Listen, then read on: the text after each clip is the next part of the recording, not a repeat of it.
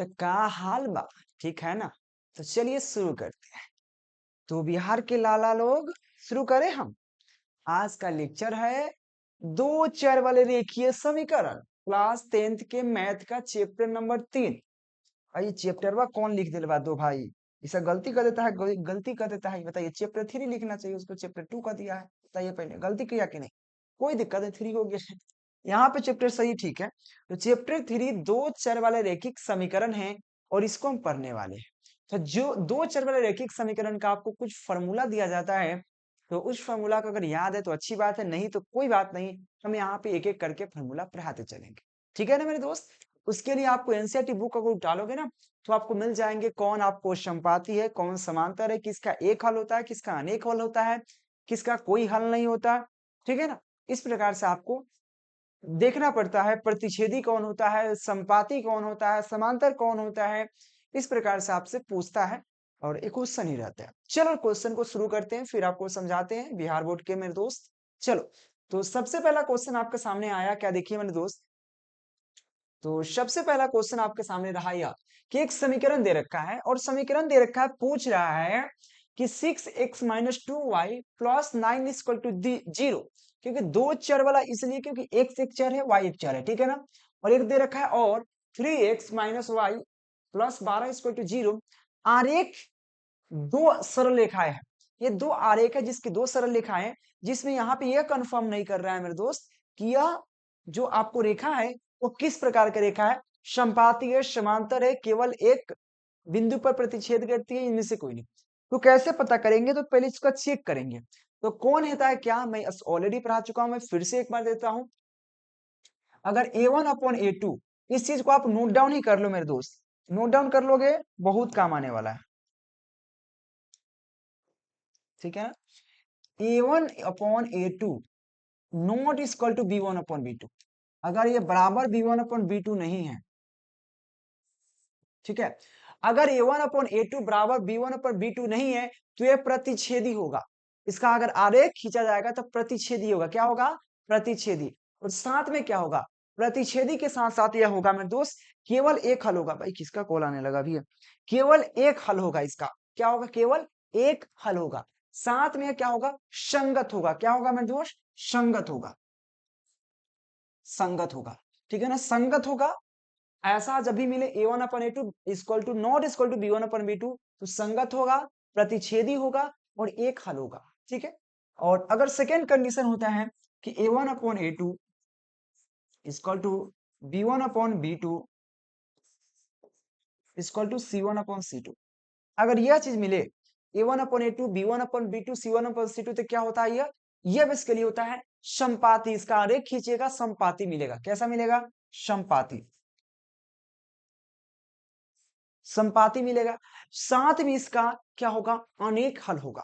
क्या होगा, बहुत सारा, मतलब इनफाइनाइट हल होगा, अनगिनत हल होगा इसका, ठीक है, अनगिनत हल होगा। साथ में यह क्या होता है, असंगत होता है, असंगत। और अनेक हल होगा, अनेक मतलब बहुत सारा हल होगा। एक कंडीशन होता है आपके पास A1/A2 equal to B1/B2 not equal to C1/C2। यह सब होता है, ऐसा रेखा तो समांतर होता है। कैसा होता है, A1/A2 B1/B2 not equal to C1/C2, तो ये बेसिकली समांतर होता है। इसका आरेख खींचेगा, समांतर लाइन प्राप्त होगा, ठीक है ना। समांतर होता है, साथ में इसका कोई हल नहीं होता, इसका कोई हल नहीं होता है, ठीक है ना। अगर बीजगणितीय निरूपण देखें तो इसका कोई हल नहीं होता है। और साथ में अगर कोई हल नहीं होगा और ये क्या होता है, संगत होता है। ये बेसिकली क्या होता है, संगत होता है, संगत होता है। समांतर वाला संगत होता है और यहाँ पे प्रतिच्छेदी वाला संगत होता है, और ये बेसिकली असंगत होता है, ठीक है। और साथ में ये क्या होता है, इसका इसका एक हल होता है, इसका अनंत हल होता है, इसका कोई हल नहीं होता। इस प्रकार से तीनों पॉइंट को याद रखना है, ऐसे आपको पढ़ा दिए, समझा दिए। चलो अब क्वेश्चन को शुरू करते हैं। सबसे पहला क्वेश्चन है, इसको मिलाने के प्रयास करते हैं। तो क्या है, A1 है, इसका A2 है, B1 है, V2 है। चलो शुरू करते हैं। तो देखते हैं A1 के यहाँ पे 6 है, तो 6 अपॉन क्या हो जाएगा, हम देख लेते हैं क्या है, बराबर है कि नहीं। तो 6 अपॉन क्या हो जाएगा, 6 अपॉन यहाँ में 3 है, 6 की जगह 3 है। यहाँ पे क्या है, -2 है, इक्वल टू देखते हैं, -2 अपॉन क्या हो जाएगा यहाँ पे। देखिए यहाँ पे कुछ नहीं होने का मतलब -1, इक्वल टू में क्या हो जाएगा, यहाँ पे चेक करना है ना। यहाँ पे सी की जगह 9 है, सी की जगह 12 है, तो 9/12, 9/12 चेक करते हैं कि क्या बराबर आ रहा है कि नहीं। तो ये कट जाएगा 2 मरतबे, ठीक है ना, ये कट जाएगा, तो क्या होगा 2/1 इक्वल टू 2/1। यहाँ पे क्या हो जाएगा, ये कटेगा 3 मरतबे, ये कटेगा 4 मरतबे, 3/4।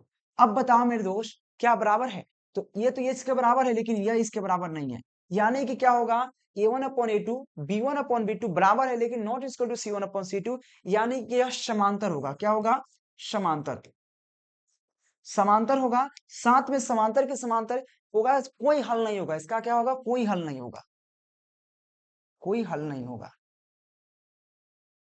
इसका कोई हल नहीं। साथ में क्या होगा, यह संगत होगा। क्या होगा मेरे दोस्त, संगत होगा। देखो ऑप्शन में से कोई ऑप्शन देख लो मेरे दोस्त, संपाती जी नहीं है, समांतर बिल्कुल ऑप्शन बी राइट हो जाएगा। केवल एक बिंदु पर प्रतिच्छेद करती है, प्रतिच्छेदी तो है नहीं, ऑप्शन आपको बी राइट हो जाएगा इस क्वेश्चन का।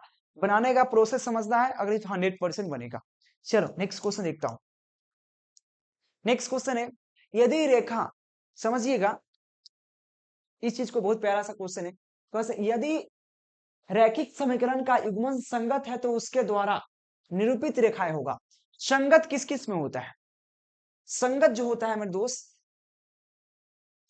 एक और चीज मेरे दोस्त, थोड़ा सा हम वहां पे रॉन्ग कर दिए कि आपको पास a1/a2 b1/b2 c1/c2 भी संगत होता है, नॉट इक्वल टू असंगत होता है। जो मैंने यहाँ पे बताया अभी कि यह जो आएगा a1/a2 b1/b2 और नॉट इक्वल टू c1/c2, यह असंगत होता है, थोड़ा सा इस पर ध्यान देना, ठीक है। चलिए अगला क्वेश्चन देखिए मेरे दोस्त, क्वेश्चन कहा गया कि रैखिक समीकरण अगर युग्म संगत है तो उसके द्वारा निरूपित रेखाएं होगा, समांतर होगा। अगर संगत है तो देखिए, संगत होगा तो क्या हो सकता है, तो संगत होगा तो दो कंडीशन हो सकता है, एक तो प्रतिच्छेदी होगा, एक तो क्या होगा, प्रतिच्छेदी होगा, और दूसरा का क्या होगा, संपाती होगा।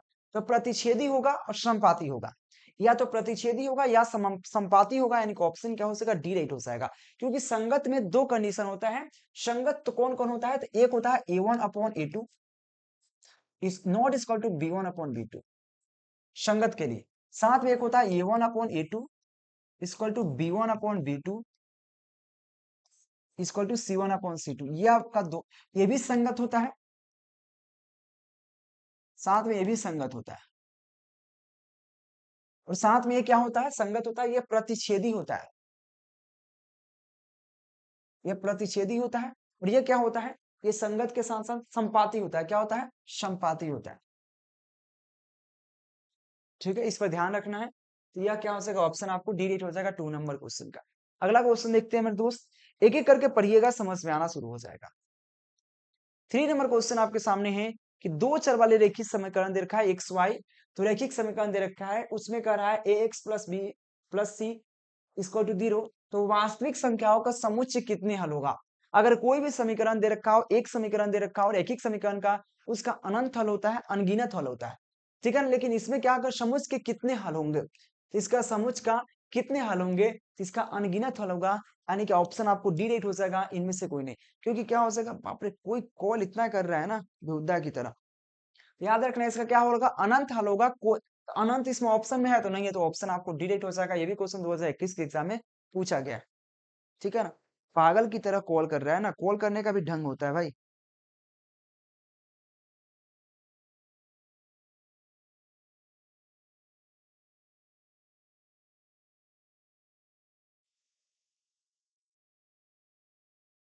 चलिए नेक्स्ट क्वेश्चन देख लो मेरे दोस्त, रैखिक समीकरण के चर के घात की संख्या होती है। रैखिक समीकरण के चर की घात की संख्या कितना होता है, तो रैखिक समीकरण क्या होता है, सिंपल होता है। क्या होता है, A X plus B Y plus C equal to 0 होता है, ठीक, यही ना होता है, ठीक है ना। अब हो सकता है कि आपको अपने तरीका से, क्योंकि रैखिक समीकरण को हम लोग क्या करते हैं, a1 x plus b1 y plus c1 करते हैं इक्वल टू 0 करते हैं।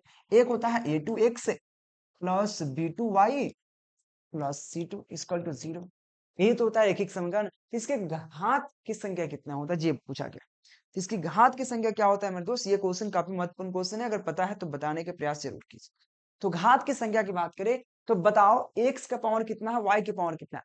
भाई एक्स की पावर भी 1 है, वाई की पावर भी 1 है, तो घात 1 ही होगा ना। अधिकतम घात क्या है, 1 है, तो 1 ही होगा, यानी कि ऑप्शन आपको ए राइट हो जाएगा 4 नंबर क्वेश्चन का। और ये क्वेश्चन 2021 के एग्जाम में पूछा गया। नेक्स्ट क्वेश्चन देखो मेरे दोस्त, नेक्स्ट क्वेश्चन कह रहा है आपसे, आप ये रैखिक समीकरण युग्म इतना और इतना के हल है, तो चलो हल करने का प्रयास करते हैं। यहाँ पे क्वेश्चन दे रखा है, एक यहाँ पे क्वेश्चन है और यहाँ पे, और इसको कह रहा है हल ज्ञात करना है। आई मीन एक्स और वाई का वैल्यू ज्ञात करना है। तो एक्स और वाई के वैल्यू ज्ञात करने का आपको 3 मेथड है। एक तो विस्थापन विधि है, एक आपको विलोपन विधि है, एक आपका ग्राफ विधि है। आपको जैसे मन करे वैसे आप ज्ञात कर सकते हैं। चलो ज्ञात करते हैं, जो मेथड कहोगे वो मेथड लगाएंगे, कोई दिक्कत नहीं है। या विस्थापन विधि लगाओ या विलोपन विधि लगाओ, या आप जैसे मन करे ग्राफ विधि। ग्राफ विधि तो यहाँ पे बनाना मुश्किल है, चलो मैं विलोपन विधि से बनाता हूँ, बहुत ईजी होगा। विलोपन विधि क्या होगा, या विस्थापन विधि भी से बना सकते हैं, कोई दिक्कत नहीं। चलो विस्थापन विधि विलोपन विधि जैसे कहोगे वैसे बनाएंगे। विस्थापन विधि क्या कहता है, विलोपन विधि देखो, विलोपन विधि क्या कहता है, अगर हमारा ये समीकरण 1 है, ये हमारा समीकरण 2 है, देखो 5x इक्वल टू 16 दे रखा है, और इस समीकरण 1 मान लेते हैं। समीकरण 2 क्या है, 7x है माइनस 4 है, 4y है इक्वल टू 2 दे रखा है, समीकरण 2। देखो मेरे दोस्त, विलोपन विधि करने के लिए, यानी कि विलोपन मतलब बिला देना, तो बिलाने का मतलब हुआ इसमें से कोई दोनों बराबर होना चाहिए। देखो यहाँ पे क्या है, 2y है, यहाँ पे प्लस 4y है। अगर हम चाहें इसमें सभी में 2 से गुना कर देंगे तो हमारा यह 4y हो जाएगा, और यहाँ पे प्लस और माइनस दोनों को जोड़ देंगे। यानी कि अगर समीकरण 1 को अगर 2 से गुना कर दे और प्लस समीकरण 2 कर दे, देखो समीकरण 1 में 2 से गुना करके समीकरण 2 जोड़ देंगे। समीकरण 1 में 2 से गुना करेंगे, समीकरण 1 में अगर 2 से गुना कर रहे हैं तो कितना प्राप्त होगा, 10x प्लस 4y प्राप्त होगा, इक्वल टू कितना होगा, 32 प्राप्त होगा। देख लो, यही प्राप्त होगा, क्योंकि समीकरण 1 ये है, उस पर 2 से गुना करना है, गुना कर दिए, फिर समीकरण 2 को जोड़ देना है इसके साथ, तो समीकरण 2 वही रहेगा, 7x रहेगा और माइनस 4y रहेगा, और इक्वल टू क्या होगा, 2 होगा। क्योंकि समीकरण 2 को सिर्फ इसमें जोड़ देना है, और जोड़ने के बाद क्या होगा, अब बताओ 10x और यहाँ पे कितना हो जाएगा, 10x और 7x कितना हो जाएगा, 17x हो जाएगा। कितना हो जाएगा, 17x। और देखो ये जुटेगा तो 4y और माइनस 4y क्या होगा, 0 हो जाएगा, तो गया काम से, इक्वल टू क्या होगा, 32 2 34 हो जाएगा। क्या हो जाएगा, 34। तो क्या होगा, 17x बराबर 34 प्राप्त हुआ हमको। कितना प्राप्त हुआ, 17x इक्वल टू 34 प्राप्त हुआ। तो 17 दूना 34, 17 काट सकते 2 मरतबे। x का वैल्यू क्या है मेरे दोस्त, 2, यानी कि x का वैल्यू 2 आ चुका है, आराम से बता सकते हो। इसमें x का वैल्यू देखो, यहाँ x का वैल्यू 1 है, गलत हो गया, x का वैल्यू 0 है, गलत। आपको इस ऑप्शन ए या ऑप्शन बी में से कोई एक राइट होगा।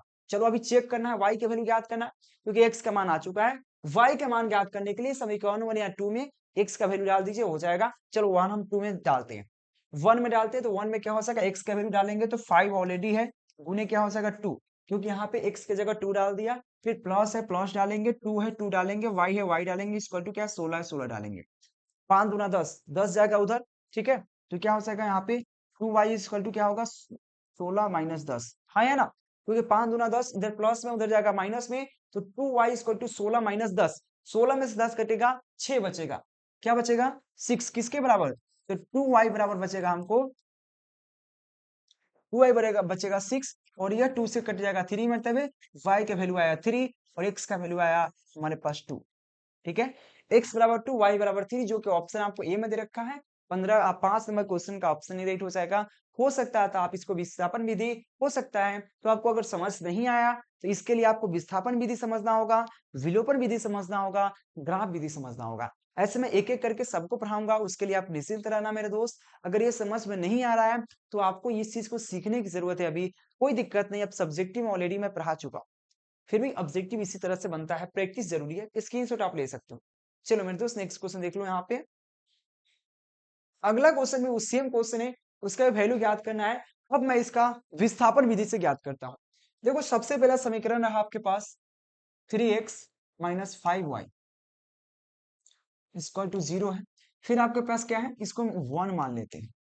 उसके बाद क्या है, 9x plus 15y equal to 0।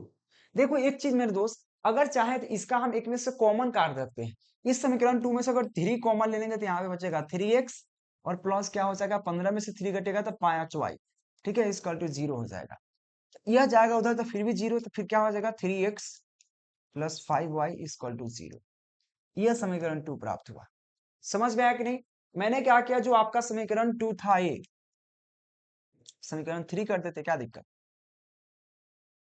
समीकरण 2 को थोड़ा सा हल किया क्योंकि 9x था, यहाँ पे 15y था। 9 और 3 में 9 और 15 में से 3 से 3 कॉमन निकल सकता था, तो 3 कॉमन निकालेंगे। 9x में से 3 निकालेंगे तो 3x बचेगा। 15y में से 3 कॉमन निकालेंगे तो 5y बचेगा। तो हमारा 3x plus 5y equal to 0 आया। अब देखो समीकरण और समीकरण 3 में क्या, अगर जोड़ देंगे तो y वाले से y वाले कट जाएगा। तो यहाँ पे विस्थापन विधि बनाने से अच्छा आपका विलोपन विधि काम आएगा, क्योंकि समीकरण 1 और 3 को में से घटाएंगे या जोड़ेंगे तो हमारा काम हो जाएगा। तो क्या करते हैं, समीकरण 1 में से 3 घटाते हैं।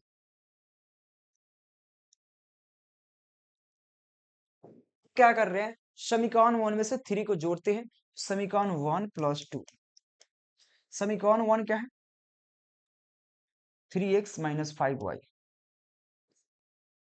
सेम आपके पास यहाँ पे 3x, अगर ये जुटेगा तो कितना होगा, जुटेगा तो x वाला क्या हो जाएगा, 6x हो जाएगा, इक्वल टू 0 होगा। देखो मेरे दोस्त 6x इक्वल टू 0, क्योंकि 5y प्लस 5y क्या हो जाएगा, 0 हो जाएगा। और x का वैल्यू फाइंड करेंगे तो देखो मेरे दोस्त यहाँ पे ध्यान से देखना, 6x इक्वल टू 0 प्राप्त हुआ। x का वैल्यू क्या होगा, 0/6। 0/6 का मतलब क्या होगा, 0 होता है। और x का वैल्यू क्या है, 0। x का वैल्यू यहाँ पे 0 ऑप्शन में नजर आ रहा है, तो पहले x का वैल्यू 1 दे रखा है तो ये गलत हो गया, ठीक है, ऑप्शन ए तो गलत है भाई।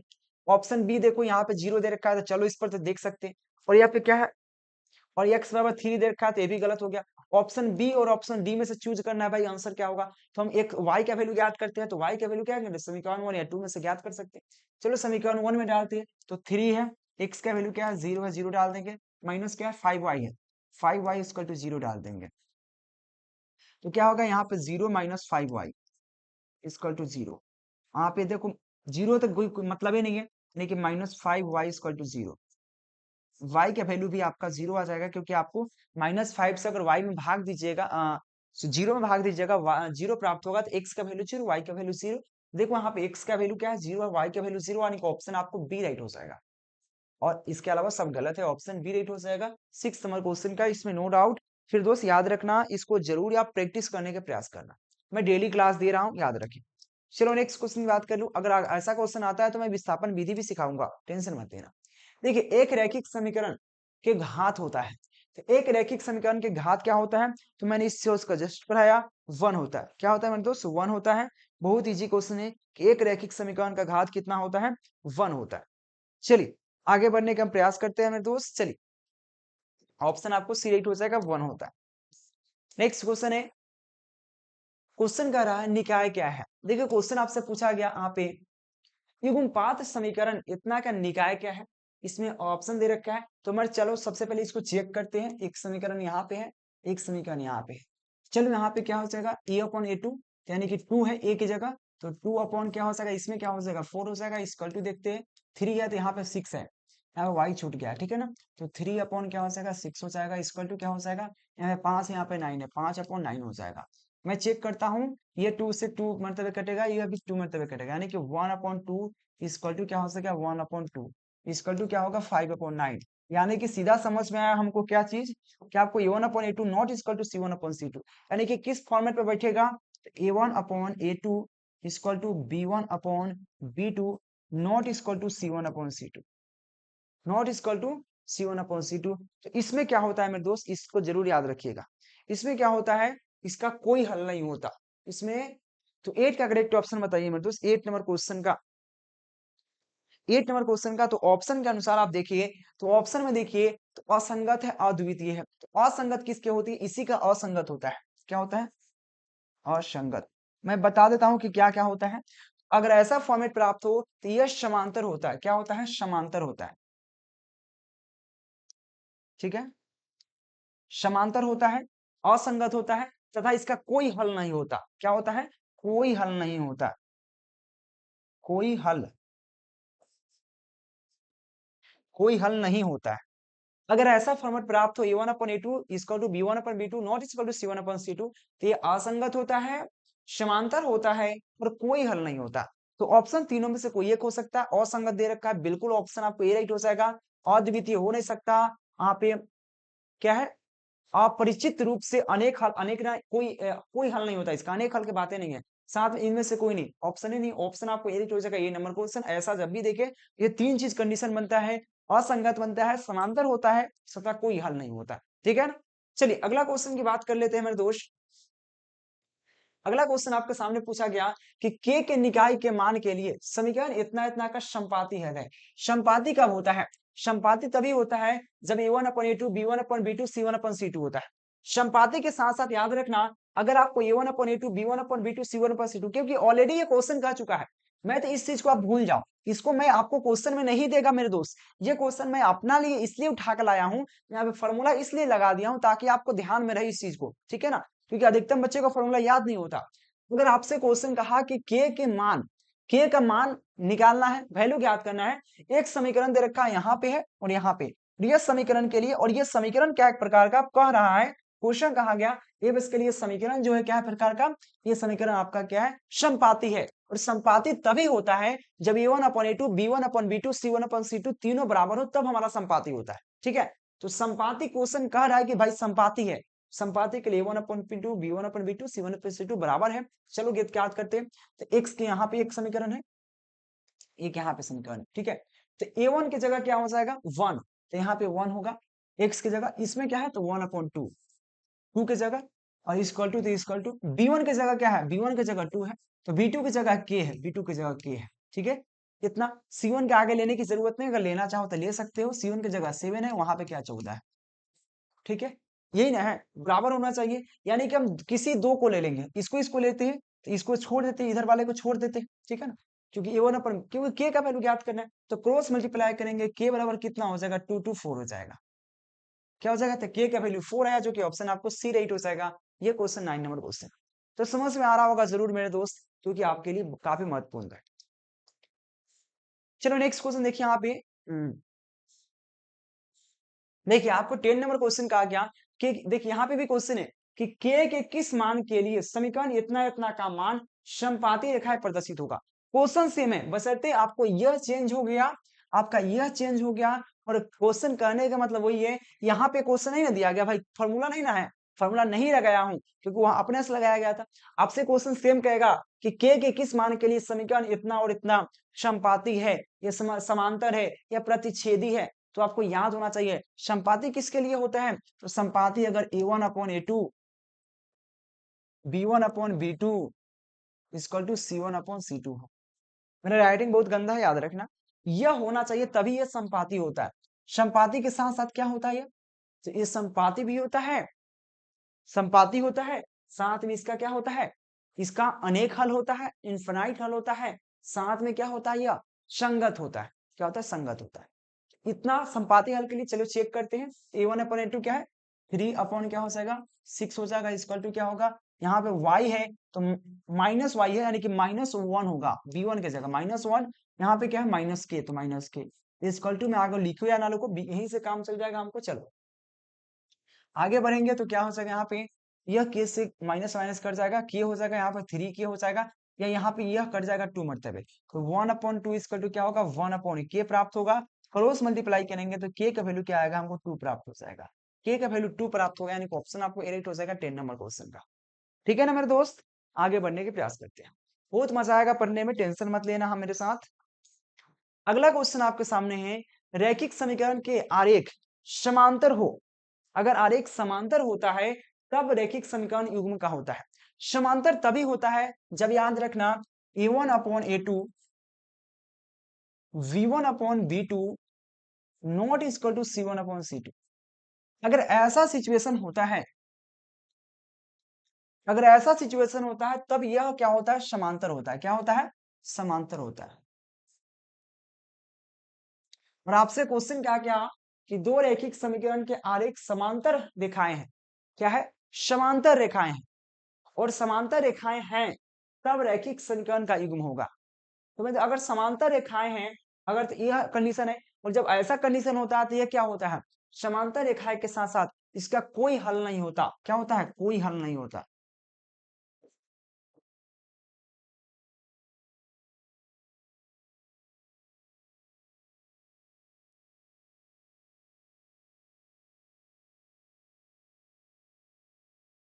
इसका कोई हल नहीं होता है, ठीक है।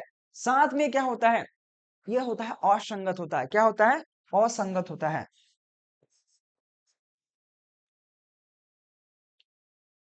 देखो समांतर तभी होगा जब a1/a2 b1/b2 not equal to c1/c2। और जब ऐसा सिचुएशन होता है तो उसका कोई हल नहीं होता, असंगत होता है। तो आपसे क्वेश्चन कहा गया कि एक ऐसा रैखिक समीकरण है जो समांतर है। क्या है बेसिकली?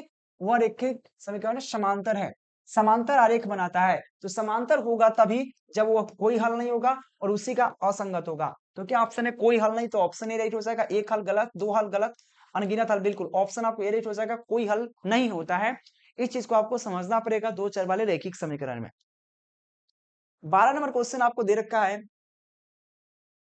देखिए क्वेश्चन दे रखा है कि समीकरण 3x minus Y equal to 5 तथा 6x minus 2y equal to k में कोई हल ना हो तो क्या होगा?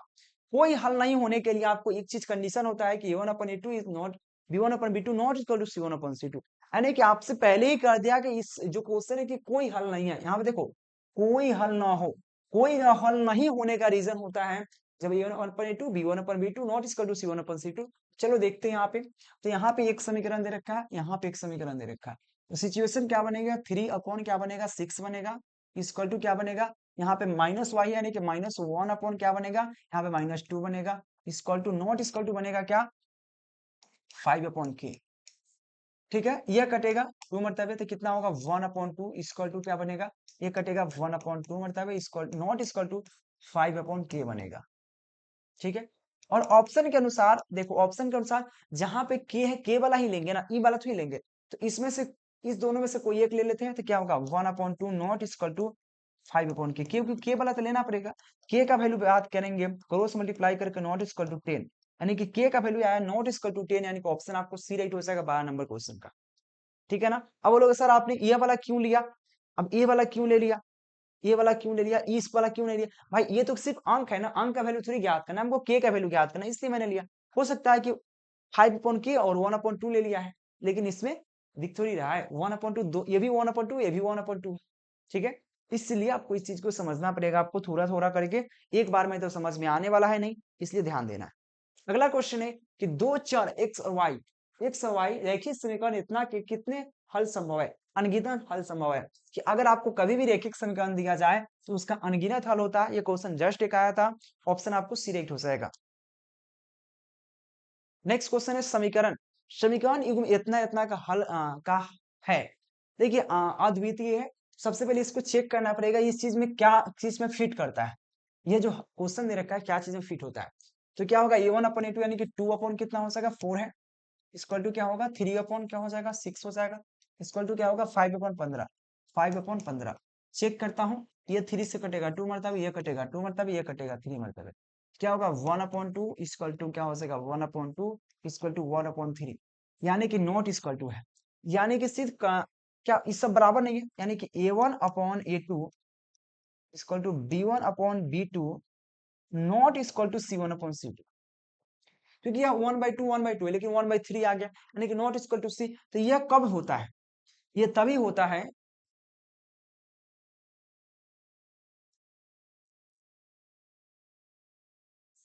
ये कब होता है? जब हमारा समांतर होता है। इस कंडीशन में क्या होता है? ये हमारा समांतर होता है। ठीक है, समांतर होता है। समांतर के साथ साथ दूसरा का क्या होता है? इसका कोई हल नहीं होता। क्या होता है?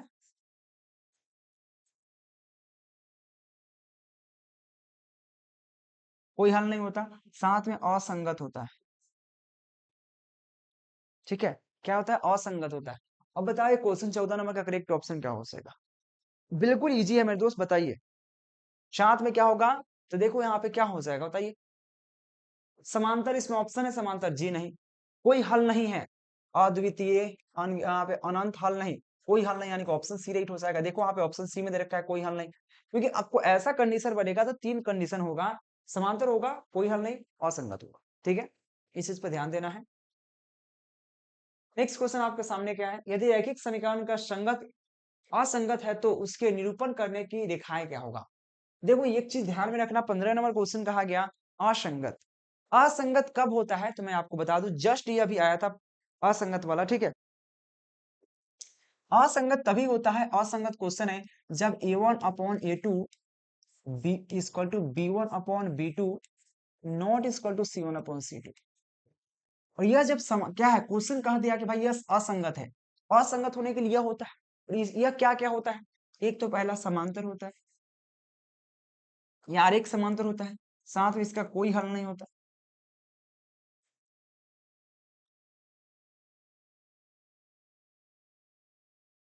इसका कोई हल नहीं होता, याद रखना। समांतर बिल्कुल ऑप्शन ए राइट हो जाएगा, समांतर होता है।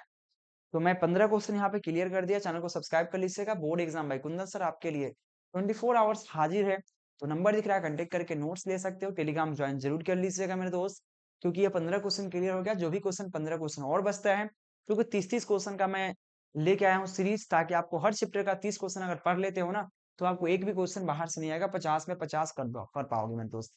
ऑल सब्जेक्ट पढ़ाऊंगा, चाहे साइंस हो, सोशल साइंस हो, हिंदी हो, संस्कृत हो, चाहे मैथ हो। ऑल सब्जेक्ट पढ़ाऊंगा, मेरे साथ आप बने रहना। Thank you watching for this video. मिलते हैं नेक्स्ट लेक्चर के नेक्स्ट वीडियो के साथ। Thank you, bye bye.